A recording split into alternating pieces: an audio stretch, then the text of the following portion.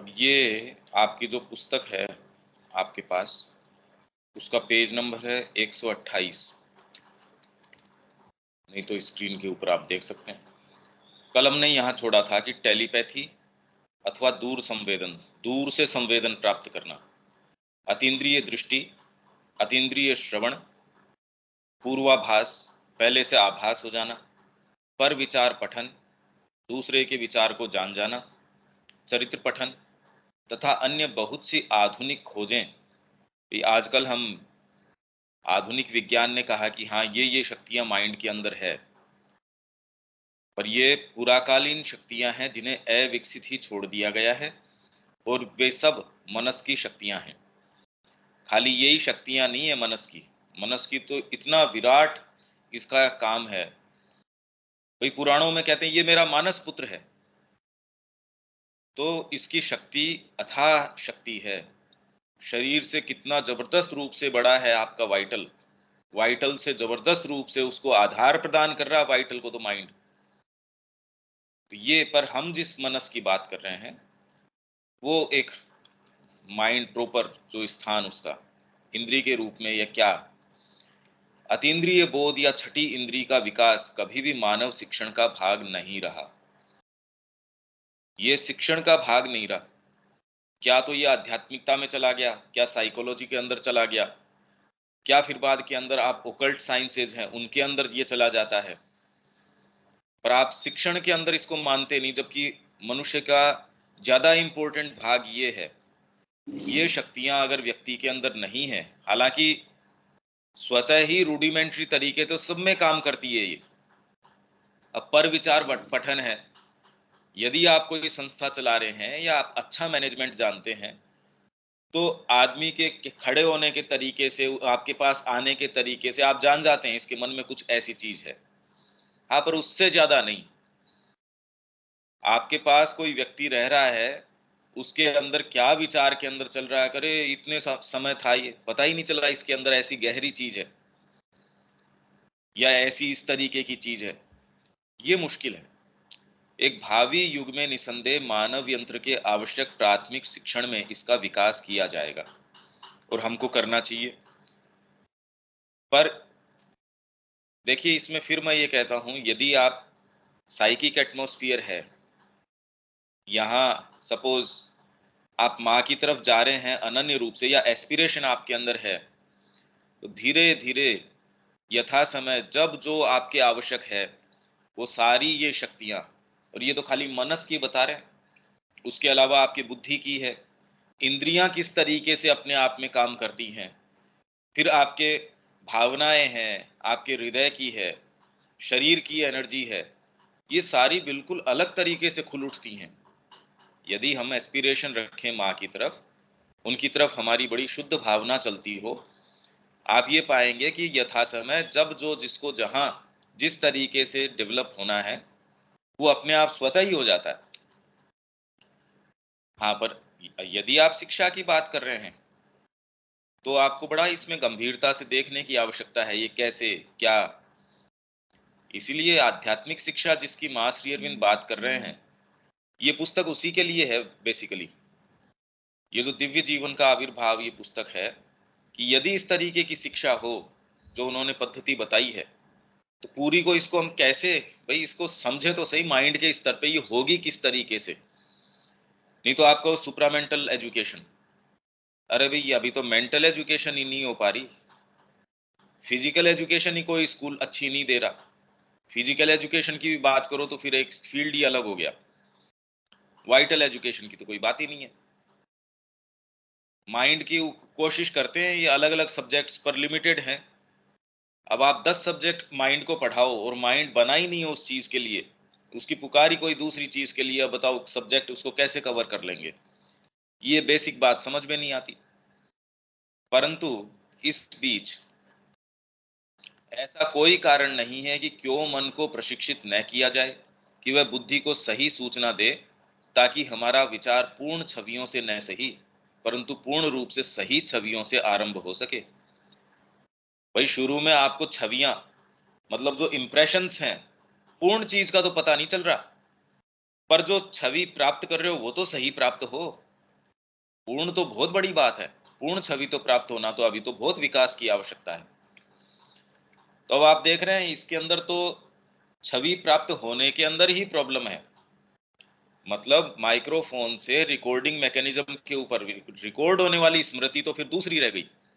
अभी तो उस तक इनपुट की जो चीजें हैं, आपके गेट में जो प्रवेश कर रहा, आने के बाद तो उसकी खूब आवभगत आप करते हो, उसको प्रेम से रखते हो, पर घुसने में ही अगर प्रॉब्लम आ रही है तो ये इस तरीके की प्रॉब्लम है ये सारी की सारी। प्रथम व्यवधान नाड़ीय भावात्मक को हम नाड़ी तंत्र के शोधन के द्वारा हटाने की सोच सकते हैं। प्रथम व्यवधान की हमने बात करी थी कि आपके फिजिकल ऑर्गन आंख तो ठीक है, पर बीच में नाड़ियों में कहीं प्रॉब्लम है तो मनस तक सूचना पूरी पहुंचती नहीं, पहुंचती है तो उसमें कुछ गड़बड़ होके पहुंचती है। तो इसको नाड़ी भावात्मक है तो नाड़ी तंत्र के शोधन के द्वारा हटाने का प्रयास इसको किया जा सकता है। दूसरा व्यवधान स्वयं भावावेगों का होता है, जो जब वह छवि आती है तो उसे तोड़ मरोड़ देते हैं या अशुद्ध कर देते हैं।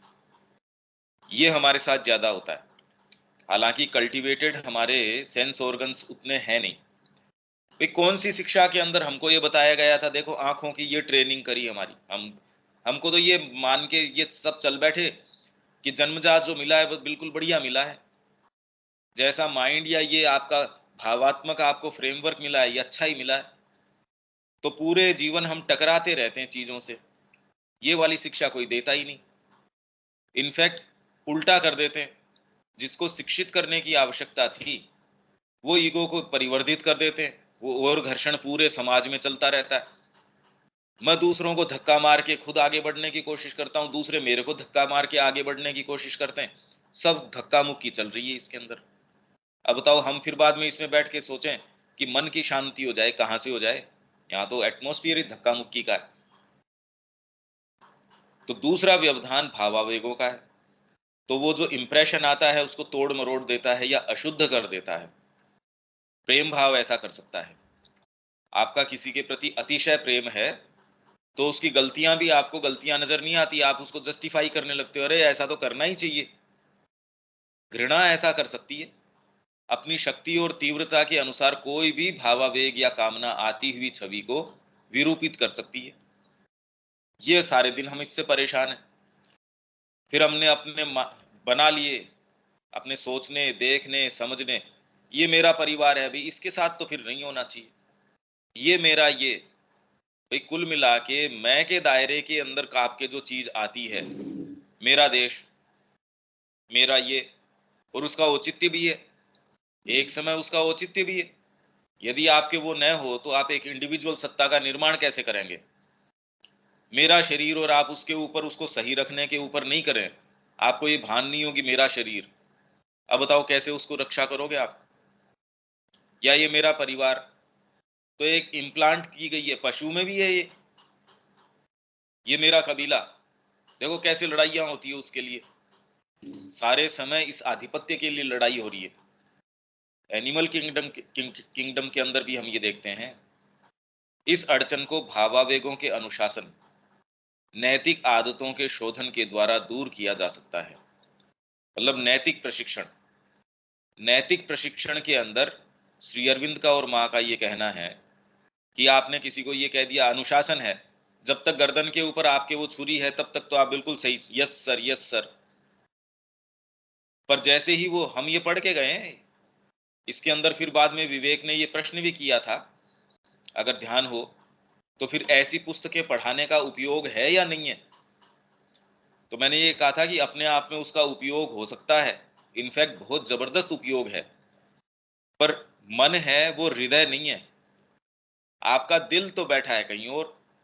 आप ऊपर से कहो सत्य बोलना चाहिए, ऐसे चोरी नहीं करनी चाहिए, आपको इस समय ये नहीं करना चाहिए। ठीक है, जब तक आपके एक व्यवस्था समाज की इस तरीके से आप नहीं उठाओगे, एक व्यवस्था है कि कोई दूसरे का सामान आप नहीं उठाओगे। नैतिक प्रशिक्षण नहीं हुआ, ट्रक का एक्सीडेंट हुआ, पता चला कि आधे घंटे के अंदर, पूरा आधा घंटा लगता ही नहीं, लूट हो गई, उसको सब उठा के ले गए। और ऐसे भले भले लोग जो अच्छे, जिसको संभ्रांत कहते हैं, वो लोग भी हाथ साफ कर लेते हैं। हम पिछले दिनों पता चला साहब वहां की पूरे स्टोर के स्टोर लूटे जा रहे हैं। दंगा हो गया, स्टोर पूरा का पूरा लूट के ले गए। जिसमें जिसको आप अच्छे पढ़े लिखे कहते हो वो अपने तरीके की चीज पे हाथ डालते हैं। वो कहेंगे भी मेरे लायक ये नहीं है, ये वाली चीज के क्यों, इन वाली चीजों के हाथ डालो। तो नैतिक प्रशिक्षण जो आपका है, मतलब अल्टीमेटली आप खाली अच्छे सूट बूट पहन के दूसरे मेरे को ऐसा नहीं समझे, बस समाज में एक सर्टेन ये तरीका है, तो चोरी भी करूं तो मैं एक संभ्रांत तरीके से कर लूं। तो मां श्री अरविंद कह रहे हैं भाई हृदय का अभी तक आपके परिवर्तन हुआ नहीं, ये चीज शिक्षा के अंदर आए। और इसीलिए ये बात जो है खाली सिखाने से नहीं आ सकती कि जी ऐसा झूठ नहीं बोलना चाहिए, सच बोलना चाहिए। दूसरे की चीज को जो है वो नहीं आपको चोरी करनी चाहिए। आप उसको ले रहे हो तो पहले अनुमति से ले, उसका अगर कोई किसी चीज से आप वापस उसको चुका सकते हो, धन से चुका सकते हो, जिस भी चीज से है। पर ये सारी चीजें तो एग्जाम्पल से शुरू होती हैं, इसलिए टीचर से ये अपेक्षा रखी जाती है आप अपने बच्चे के सामने एग्जाम्पल पेश करो, या स्टूडेंट है उसके सामने एग्जाम्पल पेश करो। इसीलिए ये जो शिक्षा हम बात कर रहे हैं मां श्री अरविंद की शिक्षा, इसमें मिनिमम ये रिक्वायरमेंट है कि टीचर है वो माँ के प्रति खुला रहे।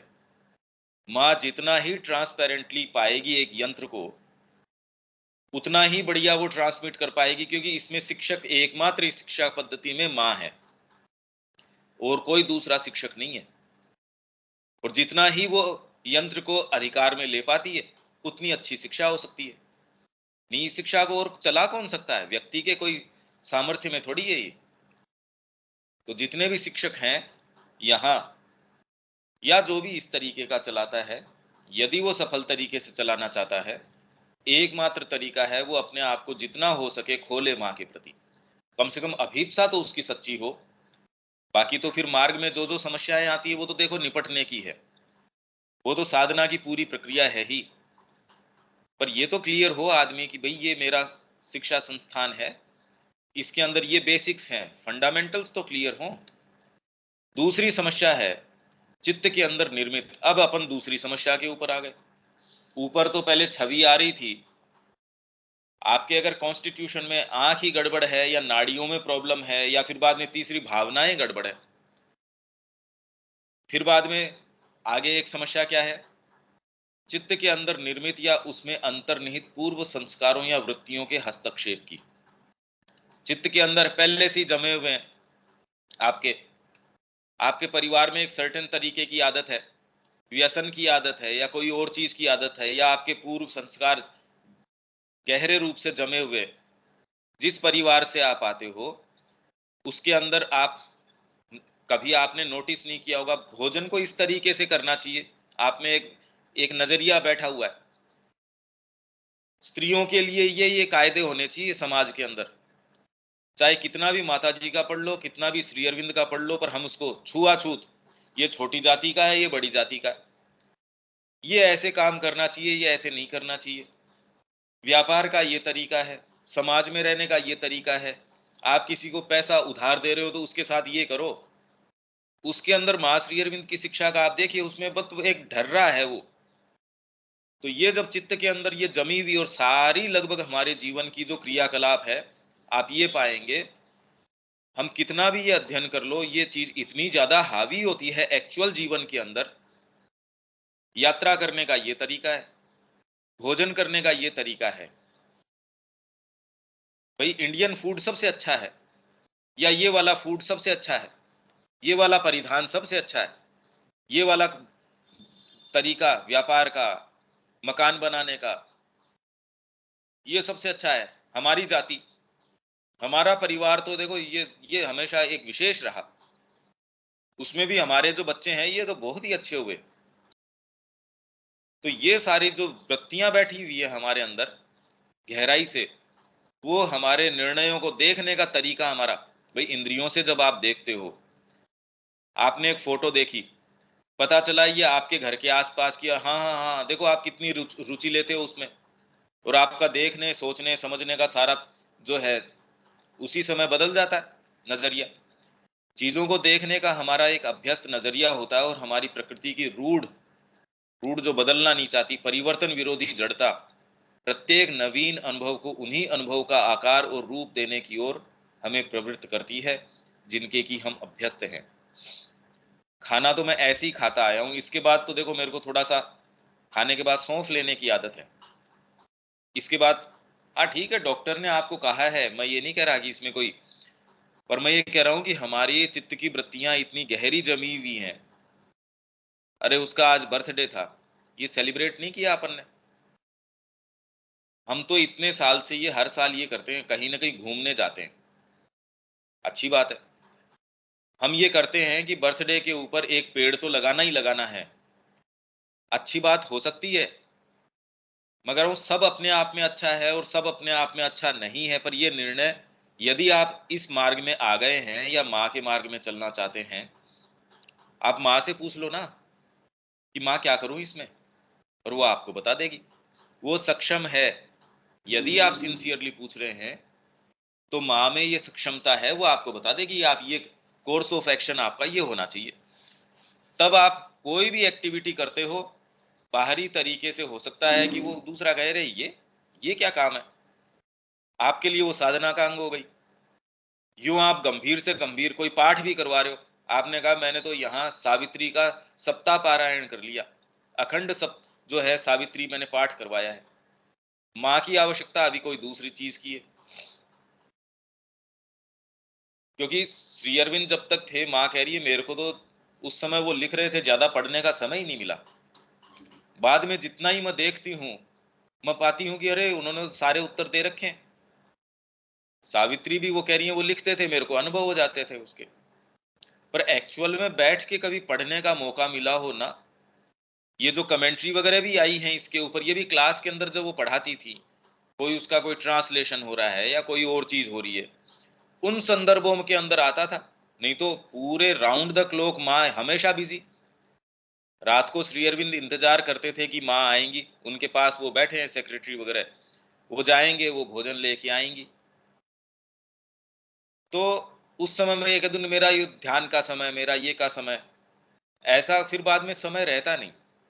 जब आप वास्तव में गंभीर रूप से साधना करते हैं, तो गंभीर यही है कि आप उसमें फिर बाद में जो गंभीरता के मानक है, वो आपके एक भी नहीं रहता। अब अर्जुन को कौन सा कोई गंभीरता से, मतलब वो पार्षद है, भगवान की विभूति है, बैठ के ध्यान करने का मौका मिल रहा है उसको। जितना ही आप अंतरंग होते हैं, आप ये पाएंगे कि ये जितना भी वर्णन है, मन की शांति है, चित्त की शुद्धि है, ये है वो है, ये जो साहित्य की बातें हैं, पता नहीं ये प्रैक्टिस में किस तरीके से होती हैं। क्योंकि जिसको भी गंभीरता से माँ ने अपने काम में लिया है, हाँ, इनर स्टेट उसकी एक एक हो सकती है, पर जितना वो काम करता है, शंकराचार्य जी जो है सारे जगत को मिथ्या बता रहे हैं, और छोटी सी उम्र के अंदर देखो आप उन्होंने कितना जबरदस्त काम किया। जो व्यक्ति सारी चीज को मिथ्या बता रहा है, तो इसलिए हम जिस तरीके से ट्रांसलेट करते हैं, भाई अगर वो मिथ्या ही बता रहा है तो एक कमरे से या कहीं भी एक पीपल के पेड़ के नीचे बैठ जाते ध्यानस्थ होके। पर जितना उन्होंने काम किया, एस्टेब्लिश ही नहीं किया उतना तो। हर दिशा के अंदर अपने मठ की स्थापना कर दी, और आज तक भी उनकी पद्धति एक अपने आप को स्तंभ के रूप में स्थापित कर दिया छोटी सी उम्र के अंदर। और प्रतिपादन किस चीज का कर रहे हैं कि सब मिथ्या है। अब बताओ कितनी जोरदार बात है ना ये।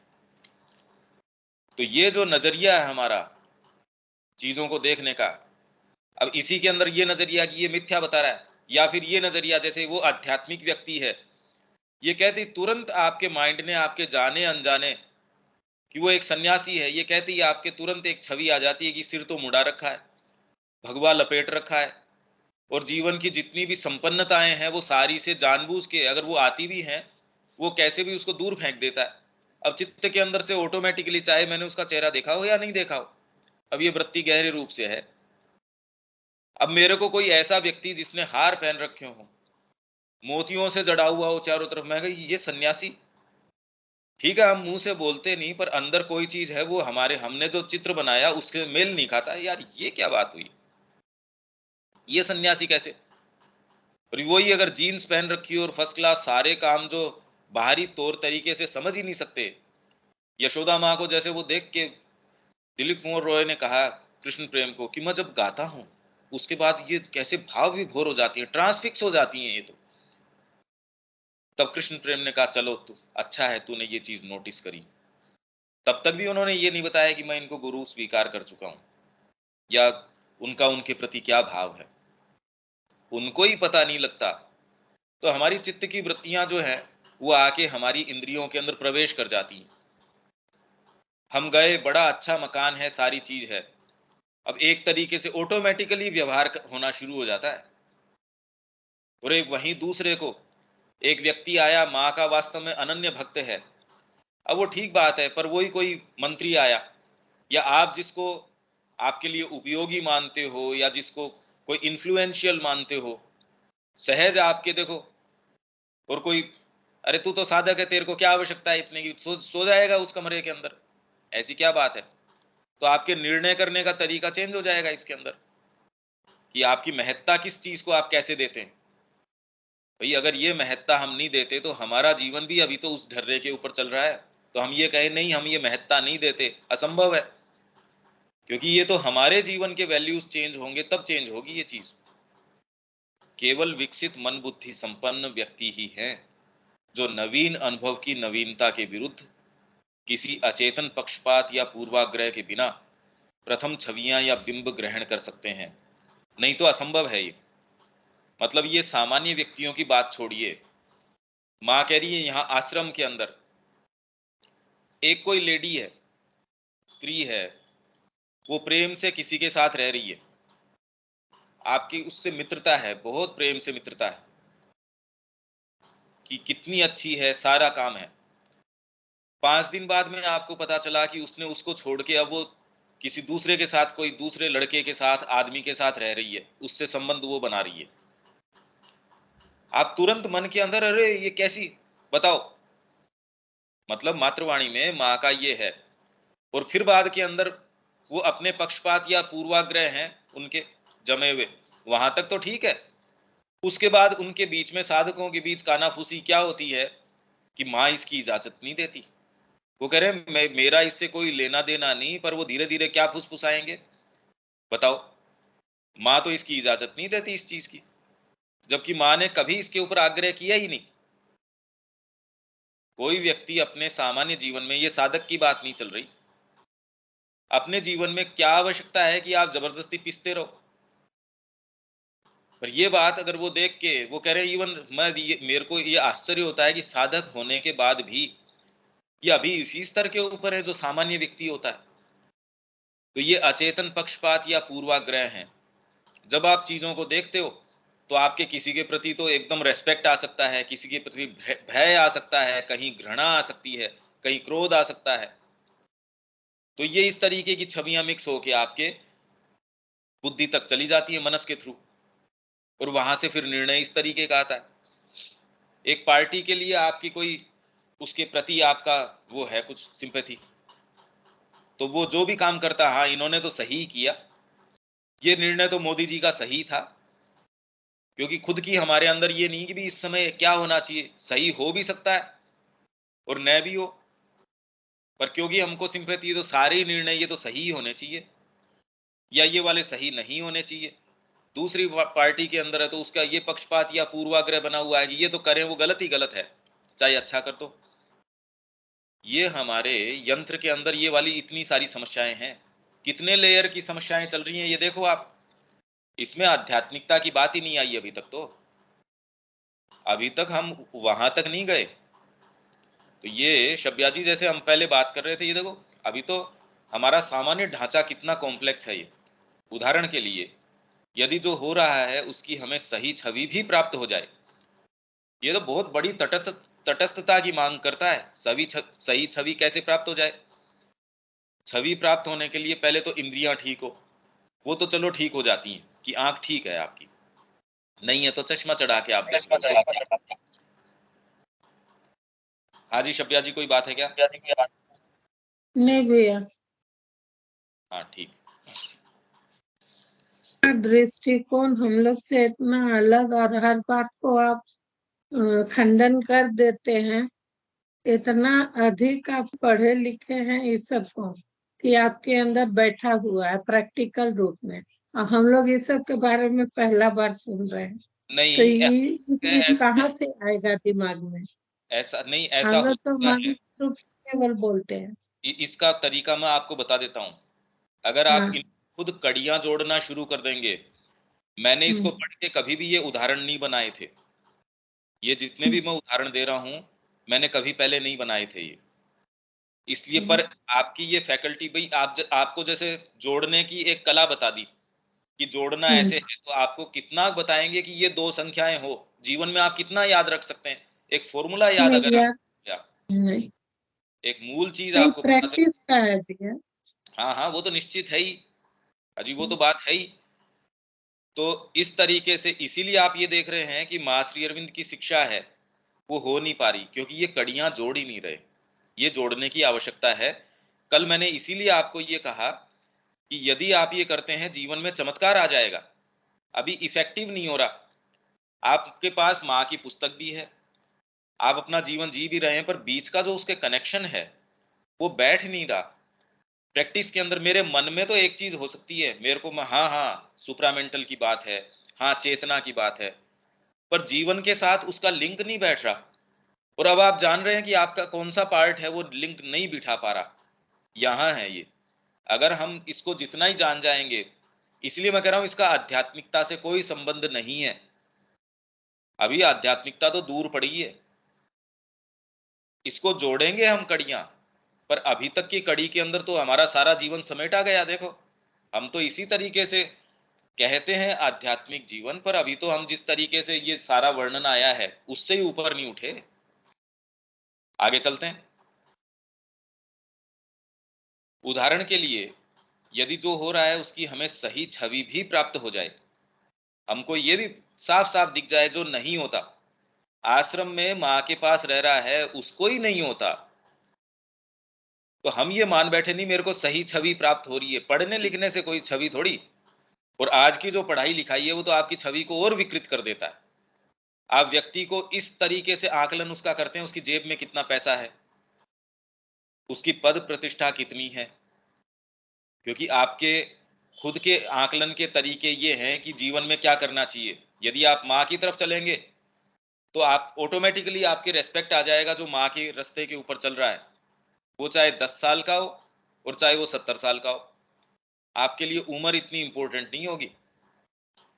और अभी आप ये देखिए कि सामने एक व्यक्ति है, आपकी आंखों को ये दिखा कि हाँ ये 75 साल का है, आप उसकी बात को बड़ी तवज्जो से ध्यान से सुनते हैं, क्योंकि एक चित्त के अंदर ये बात है यार इतने बरस इसने खाए हैं तो कुछ तो इसको होगा। अगर आपको खुद का सेंस नहीं है तो आप ये जान ही नहीं पाएंगे कि ये 75 साल उसने तो धूल के अंदर डाले। उसको बिल्कुल सेंस ही नहीं है कि जीवन में करना क्या चाहिए। और वही किसी को माँ का टच मिल गया, 15 साल का लड़का है, 14 साल का है, 13 साल का है, वो आपको जीवन का ऐसा सत्य बता सकता है, पर चित्त के अंदर वो तुरंत छवि ऐसी आएगी यार बच्चा है। तो ये हमारे अंदर एक हमेशा ही नवीनता, कहीं से भी ग्रहण करें, ये सही छवि प्राप्त हो जाए, ये तो बड़ी भारी बात है, मुश्किल बात है ये। नहीं तो हमारा अपना, मेरी जाति का व्यक्ति है, मेरे कुल का व्यक्ति है। आप गए कोई अरब कंट्री के अंदर चले गए, वहां देखो कोई हमारी इलाके का मिल जाए या हिंदी बोलने वाला मिल जाए, अरे अरे आप वहां से आए, ओहो। अब तो खैर साउथ में भी थोड़े लोग हिंदी बोलने लग गए, नहीं तो पहले वहां जाते थे कोई हिंदी नहीं बोलता था। अब वो तमिल बोलते हैं, वहां किसी की कुछ समझ में नहीं आती। ऐसे के अंदर कोई हिंदी बोलता मिल जाए या दिख जाए, ऐसा लगता है भैया अपना अपना सा आदमी है ये तो। अब कहां से आई ये बात, अपनापन कहां से आ गया? विदेशी भूमि के अंदर, और कोई आपका कोई ऐसा लगता है अरे ये तो अपना ही व्यक्ति है। कहां से आई ये बात? और जब आप वापस आ जाते हो, कोई जरूरी नहीं दोबारा कभी संपर्क भी हो उससे। कहां से आ गई ये चीज? अब ये स्थिति जब तक अराइज नहीं हो तब तक तो आपको लगता है यार ये कैसी बात है। ये सारी चीजें हमारे अंदर बैठी हुई हैं, ये चीज हमको हमारे को रोकती हैं। कैसे माँ की कृपा आए उसको ये रोक देती हैं। इतनी इतनी पता नहीं कितना जमावड़ा बैठा है अंदर, कितना स्टोर हाउस भरा हुआ है। तो हम बड़ी बड़ी बात करें उसकी बजाय हमको ये वाली चीज ये करनी पड़ेगी। आदतन ही हम ऐसी सही या गलत छवियों पर क्रिया करते हैं, आदतन ही है ये। आप विदेशी भूमि के अंदर हो, और भारत का ही कोई व्यक्ति दिख जाए, अरे वाह भारतीय है, और होना भी चाहिए, क्यों नहीं होना चाहिए भाई। मैं ये थोड़ी कहूँ कि मैं जबरदस्ती मेरे अंदर उठ रहा है, मैं इसके ऊपर पूरा अपना जोर लगाऊं कि नहीं, ये तो होना ही चाहिए भाई, भारतीय है ये। और हम जो अपेक्षा करने के आदी हैं, उससे ये छवि भिन्न हो, तो पुराने संस्कार या वृत्ति उससे चित्त के अंदर मिलते हैं और बुद्धि को एक बदली हुई जानकारी प्रेषित करते हैं, जिसमें नई छवि को पुरानी द्वारा या तो दबा दिया जाता है या ढक दिया जाता है। ये बाबा जी ने तो सारी अंगुलियों के अंदर अंगूठियां पहन रखी है, ये क्या सन्यासी है।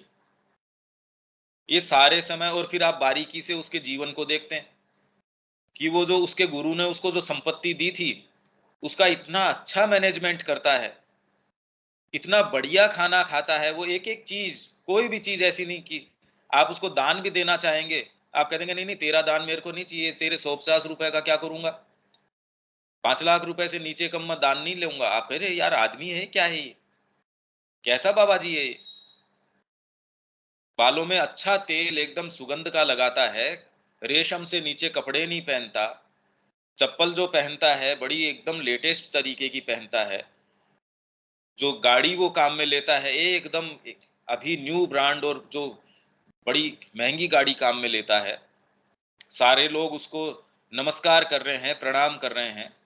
आप कहते कितना अहंकार है शंकराचार्य जी के अंदर, कि ये काम करने से पहले जब तक उनकी जय नहीं करी जाए, सुबह उनकी पूजा नहीं करी जाए, गुरुओं के साथ देखो आप, एक एक मठ के अंदर गुरु है और उनको गुरु पूर्णिमा के ऊपर उनके साथ जो जो व्यवहार होता है, गुरु साक्षात परम ब्रह्म।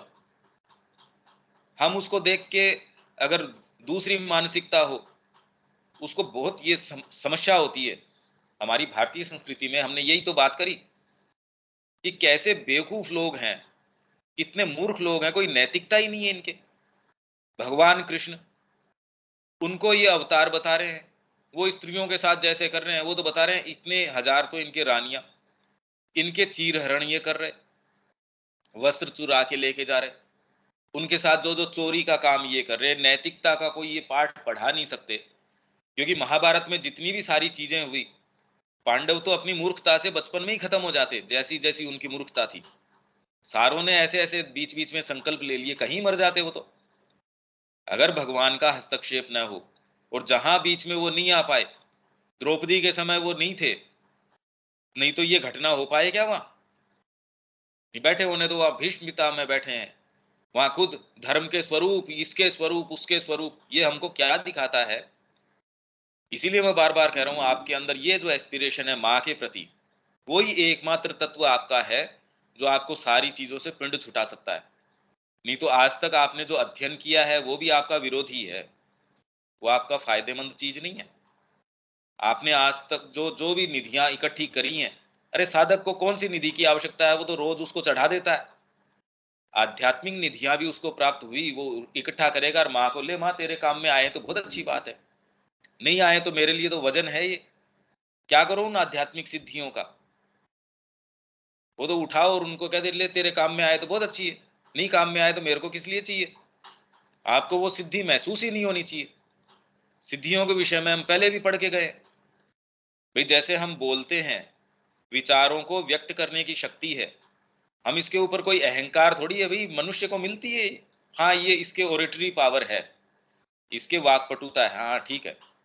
तो लोग इसको इसी पावर को एनकैश कर लेते हैं, इसी को व्यापार बना लेते हैं।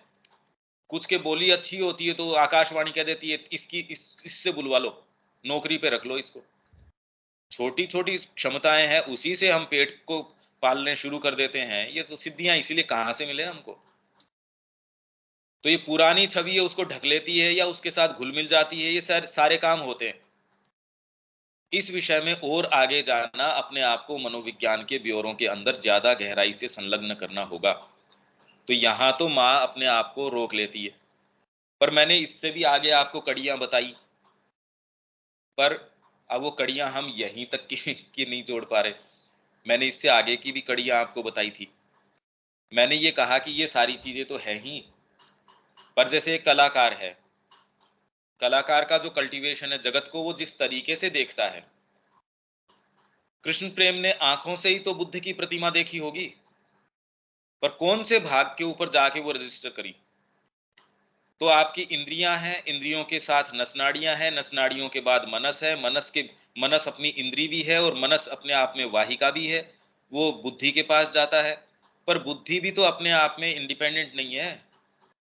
आपकी बुद्धि के पीछे आपका फ्रेमवर्क, अब आपकी जो किस तरीके की चेतना है, कहने का मतलब अगर आपकी द्विज की संज्ञा के अंदर आप आ गए, आपकी चेतना का स्तर क्या है, वो निर्णय बुद्धि करना शुरू कर देगी। तो अपने आप में बुद्धि वैसे क्या है, ये वैसे तो ये सारा मैकेनिज्म ये है एज इफ आपके अंदर बैठी कोई चीज है, वो इन सब माध्यमों से, ये खिड़कियां हैं, एज इफ आपकी इंद्रियां हैं, मनस है, बुद्धि, ये सारी ये खिड़कियां हैं जो परमात्मा अपने आप को देख रहा है। इस जगत का हर व्यक्ति वही बनाता है, पर हम यहां तक शुरू में ही नहीं पहुंच सकते। इसलिए मैं इसको आपको बार बार ब्रेक लगाता हूं, नहीं तो हम तो तुरंत ही ब्रह्म तक पहुंच जाते हैं। ऐसा नहीं है, अभी तो हमको इसी से डील करना पड़ेगा। तो इसके पीछे की कड़ी ये है, जब आपको एक अध्ययन कर लेते हैं, परिप्रेक्ष्य हो जाता है, आपने भारतीय संस्कृति को बड़ी गहनता से आपने देखा, ये सारा अनुवाद करने के बाद, कमेंट्री लिखने के बाद, अब भी रोज इसके विषय में इतने नई चीजें आती है स्वतः कि इतना मंत्रमुग्ध हो जाता हूं मैं स्वयं कि अरे वाह, ये तो बड़ी जबरदस्त चीज है।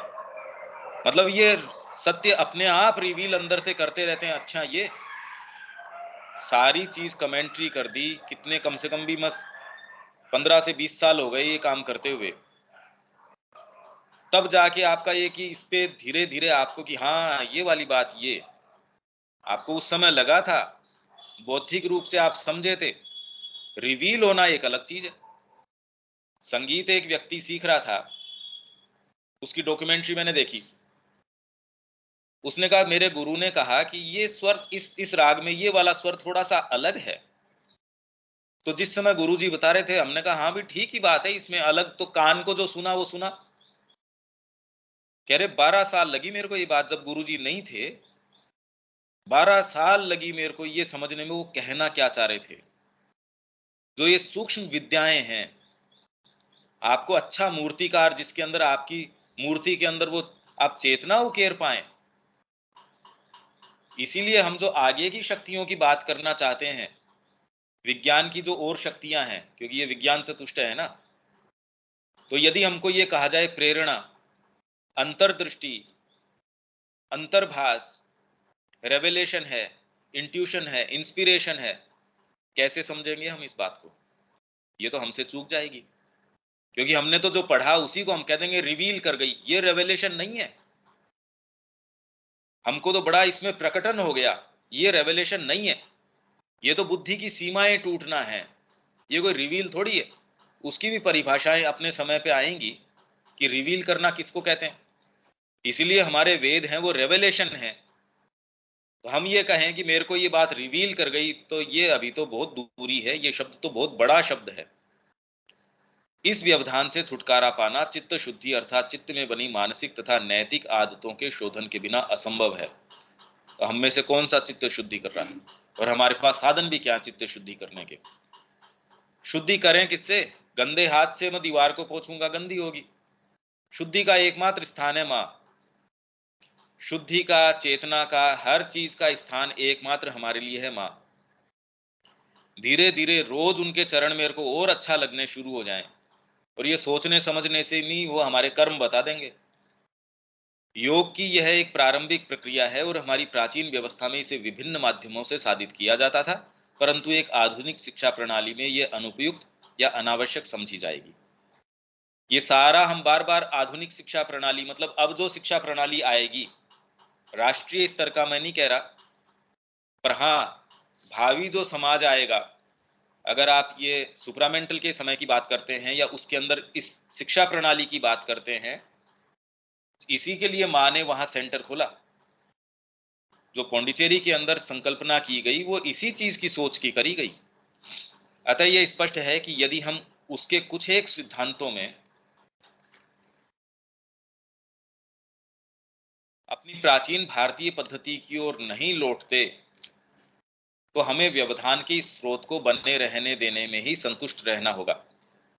हमको भारतीय जो पद्धति है शिक्षा की, पर इसका मतलब ये नहीं कि हम ये कहें कि स्कूलों को तोड़ दो, बरगद का एक पेड़ लगाओ, उसके नीचे गुरुजी को बिठा दो।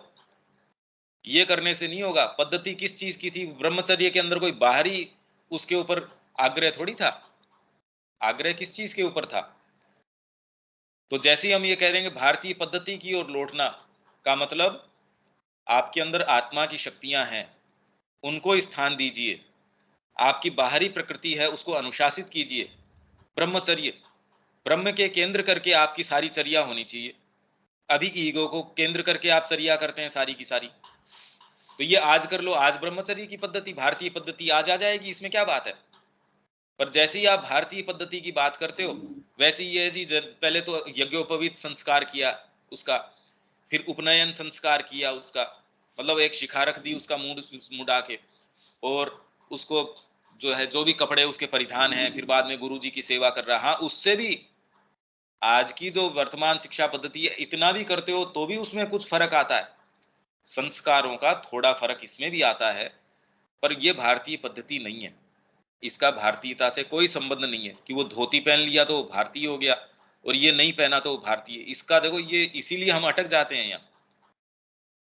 तो व्यवधान के स्रोत का अगर हमको कुछ करना है और निराकरण करना है, तो हमको वही चित्त शुद्धि है, वही सारी पद्धतियों की ओर। अरे बीइंग तो वैसा का वैसा ही है, जो उस समय था वैसा ही आज है। तो जिस तरीके से उन्होंने उसको टैकल किया, वैसी आज की परिस्थितियों में हम टैकल कर सकते हैं। इसमें क्या बात है? शिक्षा की एक यथार्थतः राष्ट्रीय प्रणाली इस अत्यंत महत्वपूर्ण विषय में अपने आप को यूरोपीय विचारों द्वारा संचालित किए जाना स्वीकार नहीं करेगी। मतलब राष्ट्रीय प्रणाली है, यदि आप, इसीलिए हम एक ऐसी शिक्षा लाना चाहते हैं जिसमें आग्रह रूप पे नहीं हो कि हम एक आश्रम का निर्माण करें। तो माताजी ने कौन सा कोई वहां की बरगद का पेड़ लगाया उसके नीचे, फिर तो इतने सारे सब्जेक्ट पढ़ाने हो, अलग अलग टीचर बैठे हो, तो अलग अलग साहब ये पूरा लेक के अंदर अलग अलग पेड़ हैं, उसके अंदर एक जना बैठा है 4 या 5 को लेके, वैसा वातावरण थोड़ी बनाया उन्होंने। पर उसमें पद्धति क्या देखिए आप, उसमें जो यूरोपीय विचार है, यूरोपीय मतलब मूल विचार की बात नहीं कर रहे, उसका जो एक्सप्रेशन है, बाहरी ढांचा, वो तो आज के तरीके से है। वहां माँ ने जो उनके परिधान है, कौन सा उनको धोती पहना दी, कौन सा उनको यज्ञोपवीत करवा दिया? ऐसा कुछ नहीं है। और फिर भी स्टैंडर्ड उनके देखो, स्पोर्ट्स के अंदर जो स्टैंडर्ड्स हैं, शिक्षा के अंदर उनके जो मानक हैं, हालांकि माँ का उन मानकों के ऊपर ये आग्रह नहीं, उनका तो परफेक्शन के ऊपर आग्रह है। इनमें अंतर है। वो कह रही पूर्णता, हर एक अंग के अंदर पूर्णता। पर पूर्णता कहते ही हम बाहरी पूर्णता के ऊपर चल पड़ते हैं, और इतनी बारी पूर्णता वो हावी हो जाती है कि भीतरी वाली चली जाती है। भी मैं कहूं कि मैं इतना अच्छा डेकोरेशन कर रहा हूं, पर मैं ये भूल जाऊं कि आज ही तो दर्शन डे है और 9 बजे मेरी प्रेयर है। पूर्ण रूप से करो और मैं भूल जाऊं और 4 दिन तक डेकोरेशन के अंदर लगा रहूं, तो ये तो बेवकूफी हो गई। आपका जो था उपलक्ष्य था वो तो चला गया। तो जीवन की पूर्णता जो आप पूर्णता कहते हैं, इसीलिए इसमें हम मार खा जाते हैं। बाहरी साजो सज्जा के ऊपर लगे रहते हैं, भीतर वाला उपलक्ष्य है वो चला जाता है। तो इसलिए भीतर की पूर्णता है वो तय करेगी। तो ये शिक्षा की बात चल रही है, और एक ऐसी सरल और प्रभावशाली प्रक्रिया है कि उसे सहजता से हमारी प्रणाली का अंग बनाया जा सकता है। तो ये आप पुस्तक को बड़ी गंभीरता से पढ़िए, स्कूलों में दीजिए इसको, और धीरे धीरे, पहले तो क्योंकि वो तो समझ नहीं पाएंगे इन विचारों को, आप ही समझ पाएंगे पहले तो। फिर उनके साथ बैठ के, जैसे रविकांत जी हैं, शब्या जी हैं, या जो भी जिनका इस क्षेत्र के अंदर थोड़ा बहुत प्रवेश है, पहले तो आप स्वयं इसको बैठ के पूरा, क्योंकि ये आप उसको दे भी देंगे, आप जितना ओपन है इन विचारों के प्रति वो थोड़ी हैं। आप इनको पहले इम्बाइब कीजिए, फिर एक एक चीज को लेके उनके साथ चर्चा कीजिए, तो आपके एरिया में धीरे धीरे फिर बाद में कुछ परिवर्तन की, कुछ एक बेसिक कुछ अंडरस्टैंडिंग आनी शुरू हो जाए। यहां तक कोई बात रविकांत जी, अभी तो धीरे धीरे कुछ तो ये ओपन हो रही है ना बात, अपन जो कर रहे थे, आपने कहा भी मेरे समझ में नहीं आई थी, अब तो कुछ ओपन हो रही होगी। जी हाँ, ये सब अंदर की बातें हैं, और परफेक्शन की ये तो मेन चीज है। और आप ये हमें समझा रहे हैं कि ये अंदर से आएगी, जब माँ के साथ आप जुड़ेंगे तो माँ परफेक्शन लाएंगी। और ये श्री अरविंद के योग का, या हमारे दैनिक जीवन की प्रणाली का ये मुख्य बात हाँ हाँ हाँ। करना है, दैनिक मगर जब जीवन तक वो में चीज अंदर परफेक्शन से नहीं किससे आएगी। आएगा? दैनिक जीवन में परफेक्शन माँ से जितना जुड़ोगे उतना ही परफेक्शन आएगा। और परफेक्शन की डेफिनेशन क्या है? यूं तो आप देखो, एक एक शॉपिंग मॉल भी इतना परफेक्ट है आजकल, उसमें कहीं कोई किंतु परंतु नहीं, सब चीजें एकदम परफेक्ट। और जितना ही अच्छा मॉल है या होटल है या जहां भी आप जाते हो, और धीरे धीरे भारत में भी आधुनिकीकरण हो रहा है, जिसकी कि एक स्तर के ऊपर आवश्यकता भी है। नहीं तो आप सड़क के ऊपर जाओ, पता नहीं आप सेफली पहुंचोगे या नहीं पहुंचोगे, गड्ढे के अंदर ही गिर के मर जाओगे। गाड़ी इस तरीके की या चीजें इस तरीके की, तो उतना जरूरी है। पर वो परफेक्शन परफेक्शन नहीं है, उससे कितना मतलब असंख्य गुना एक अलग ही डायमेंशन का परफेक्शन तो हमको भारतीय संस्कृति में देखने मिलता है। मतलब इतने इतने गोपुर हैं, मंदिर की इतनी ऊंचाई की आपको आंखों से दिखती नहीं, उसके भी ऊपर से ऊपर ऐसी चीज, पूरे के पूरे जो मंदिर ऐसे बना दिए रॉक काट काट के, उनका जो परफेक्शन है ये तो कल्पना नहीं कर सकते आज सारी मशीनें लगा के भी। अब सोचो पूरी संस्कृति क्या साधक थी, साधक ही नहीं कर पाते ऐसा काम, कैसे आ गया वो परफेक्शन? जब ये करते हो तब आपके जीवन के अंदर वास्तव में भगवान का प्रकाश आना शुरू होता है। तो अंदर आप जब रहेंगे तब बाहर ये चीज आएगी, बाहर रहेंगे तो कुछ नहीं आएगा। तो ये बात आप सही कह रहे हो रविकांत जी, कि मां से जुड़ के ही परफेक्शन आ सकता है। परफेक्शन की और दूसरी डेफिनेशन भी क्या है? बाहरी परफेक्शन के मैं कमरे को चमकाने के लग रहा हूं, मां आ रही है बाहर खड़ी है आके चली गई, अब ये क्या परफेक्शन हुआ? परफेक्शन ही यही है, मां को बुलाओ, उनके लिए स्थान बनाओ अपने मन में, प्राण में, शरीर में। कहना आसान है, भावना उठनी एक ठीक है, भावना उठती है, पर करना है इसको डिटेल में ये बड़ा मुश्किल है। पर जीवन सार्थक होता है इससे। हम थोड़ा बहुत दो कदम भी चलते हैं तो अच्छा लगता है इसमें, जीवन लगता है हाँ अब जीवन के मायने हैं, नहीं करें क्या ऐसा जीवन, ये तो ड्रजरी है, इसमें कुछ है ही नहीं। तो ये बात आपकी सही है रविकांत जी। और ये जो पुस्तक है अपनी, इसके विचार ये देख रहे हैं आप, ये तो डिटेल में है। कभी इस तरीके से सोचा नहीं कि ये पूरी प्रणाली है इसमें, कि आगे आने वाली शिक्षा और आज से ही हमको ये विचार देने चाहिए। और आप लोग इसके प्रति ओपन हो सकते हो। आप इसके प्रति जितना सहजता से ओपन होगे उतना दूसरे स्कूल में कैसे होंगे? हाजी शब्या जी कोई बात इसके अंदर? हाँ भैया, ये जैसे आपका किताब हम पढ़ते थे तो मेरे मन में ये भाव उठ जाता था कि टीचर लोग को देना चाहिए पढ़ने के लिए। लेकिन जब अभी पढ़ रहे हैं तो समझ में आ रहा है कि पहले हमको समझना है, तब तो हम किताब देने से बदलाहट नहीं होगी। बदलाहट होगी जब उस समझ के उस पर अमल करेंगे। तो पहले तो हमको अमल करना है, तब तो हम तो कई रूढ़ी चीज से चिपके हुए हैं। हाँ हम चिपके हुए, पहले हम छोड़ेंगे तब उसका प्रभाव जरूर पड़ेगा।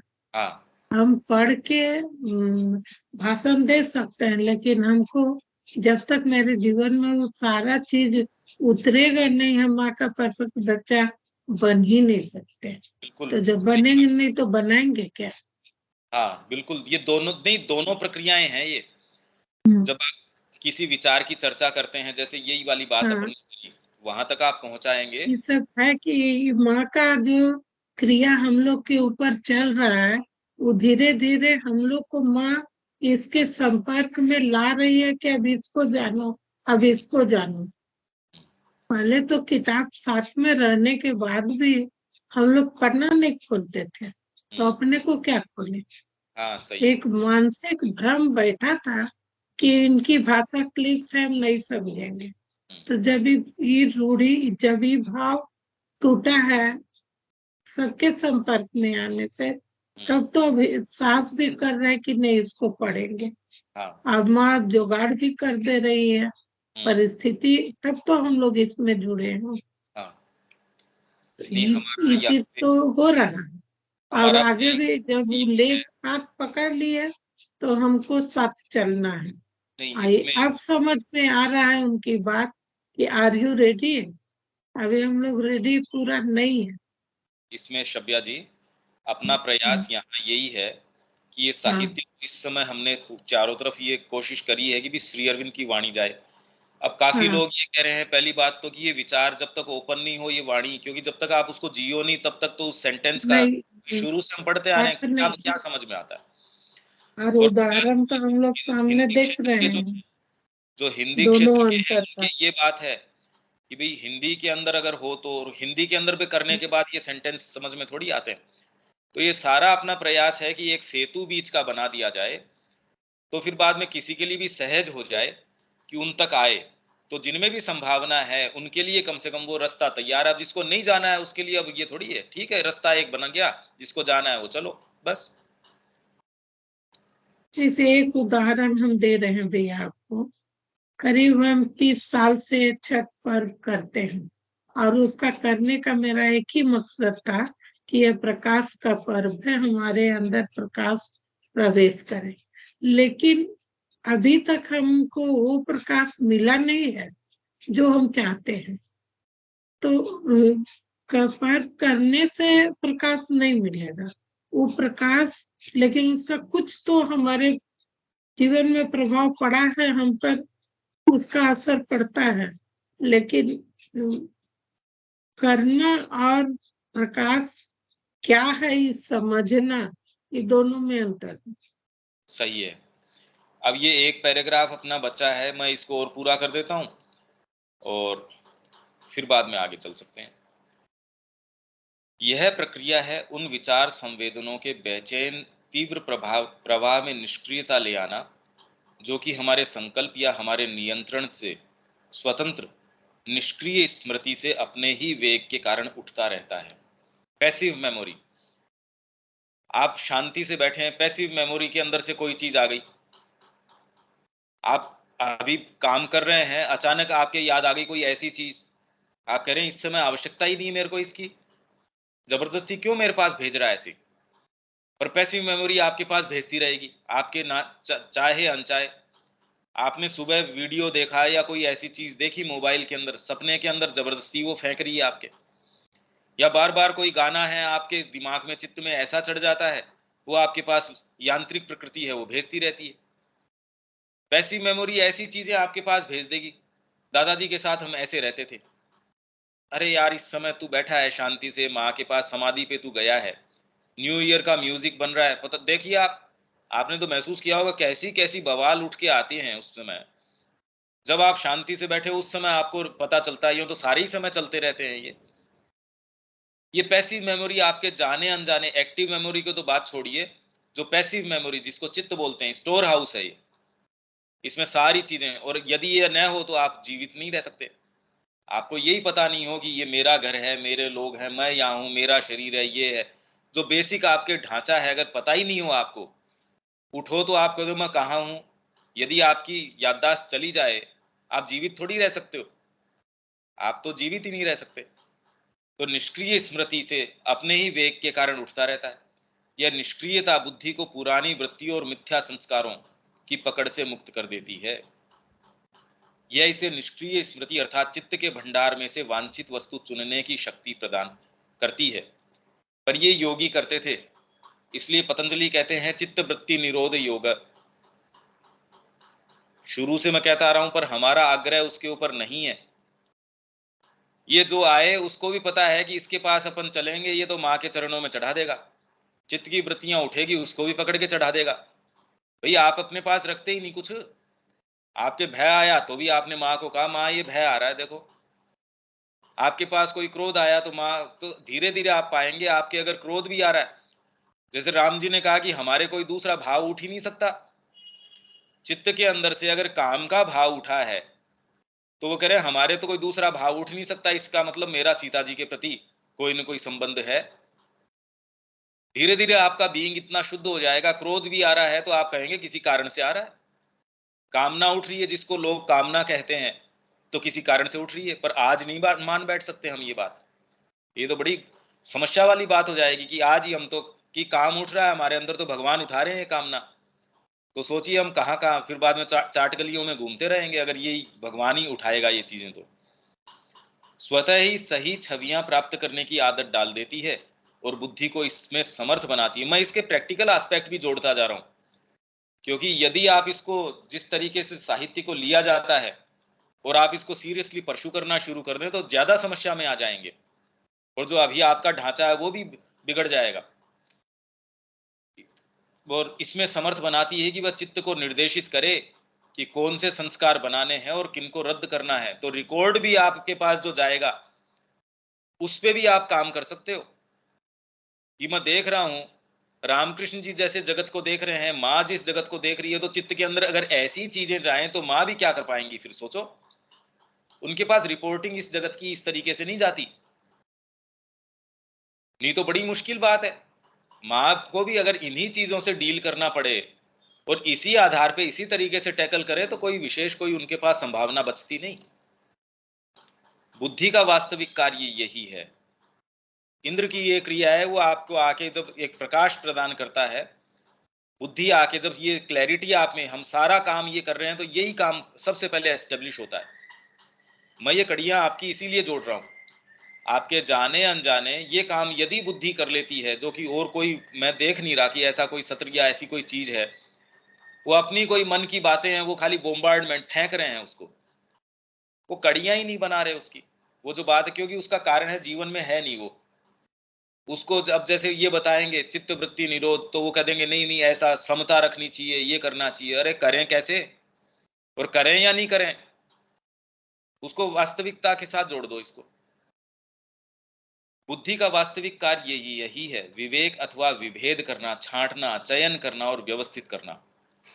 पर अपने आप में बाहरी तरीके से नहीं कर पाओगे आप ये विवेक धीरे धीरे आप पाओगे कि जो इंट्यूशन है आपके, अगर आप मां से जुड़े हैं, वो आपको सही बता देगी। नहीं तो जीवन में निर्णय कैसे करोगे? आप ऐसी स्थितियों के अंदर होंगे जो इतनी क्लोज होंगी, आप ये कहोगे भी ये वाली करूं या ये वाली करूं। धीरे धीरे आपका निर्णय करने का आधार चेंज होता जाएगा, आपके धीरे धीरे इंट्यूशन आने शुरू हो जाएगी। अभी भी कर रही है काम, सबके कर रही है, कोई विशेष कोई ऐसा नहीं है, पर राउंड अबाउट तरीके से, सीधे नहीं। परंतु जब तक चित्त शुद्धि नहीं होती तब तक अपने कार्य को पूर्णतः सही रूप में करने की बजाय वह स्वयं अपूर्ण और भ्रष्ट रहती है, और मिथ्या निर्धारण, मिथ्या कल्पना, मिथ्या स्मृति, मिथ्या अवलोकन या निरीक्षण, मिथ्या तुलना, भेद निरूपण और सादृश्यता, मिथ्या तर्क द्वारा निर्णय, अनुमान, निष्कर्ष के द्वारा मन की वाहिका के विभ्रम को और बढ़ा देती है। ये सारी प्रक्रियाएं हैं स्मृति के अंदर। इसीलिए मैं कह रहा था कि ये हम नहीं कह सकते जब तक ये हम बातें न करें। ये सारी चीजें रिकॉर्ड मैकेनिज्म में है, ये सब आप करते हैं और फिर रिकॉर्ड होता है, रिकॉर्ड होता है, फिर ये चीजें होती हैं, ये प्रक्रिया आपकी चलती रहती है। तो हम पहले ही कहते हैं कि हम अंदर से ये हैं बाहर से नहीं, नहीं ऐसे नहीं चलता, ये इस तरीके से नहीं हो सकती। चित्त की शुद्धि बुद्धि की मुक्ति, शुद्धि और उसकी समुचित क्रिया के लिए अनिवार्य है। जब तक ये चित्त की शुद्धि नहीं हो जाती, और हमको इसको डायरेक्टली डील करने की आवश्यकता नहीं है। चित्त की शुद्धि का हमारे लिए पर्याय यही है कि हमारा मन जो है किन्हीं भी परिस्थितियों के अंदर माँ के अंदर लगे। तो हम परिणाम से ही क्यों ना शुरू कर दें कि कोई भी परिस्थितियां हो उसके अंदर माँ के अंदर चित्त को लगाएं, अपने आप हो गई आपकी शुद्धि। तो और कोई दूसरा तरीका हो ही नहीं सकता। नहीं तो अहम कहता है मैं चित्त की शुद्धि कर दूं, तो उसमें पहले जितना विकार नहीं था और ज्यादा विकार आ जाएगा। इसका तरीका ही यही है कि एकमात्र आपकी सत्ता का जो कारभार है वो आपका साइकिक पे स्थापित करना शुरू कर दो। और साइकिक हमेशा ये कहता है माँ, बस ये इसकी कड़ी है, ये इसका रहस्य है। ये यहां हम इसको छोड़ देते हैं, कल फिर बाद में अपना मेन मुद्दा है उसको पकड़ेंगे। रविकांत जी, अब इसमें कोई बात, शब्या जी, अब तो मेरे ख्याल से कुछ क्लियर होना चाहिए। हाँ क्लियर भैया। है, ठीक है। यहाँ रविकांत भैया को भी कल का प्रश्न का उत्तर आज मिल गया होगा। हाँ जी मिल गया। ठीक है, यहाँ छोड़ देते हैं। जय श्री माँ।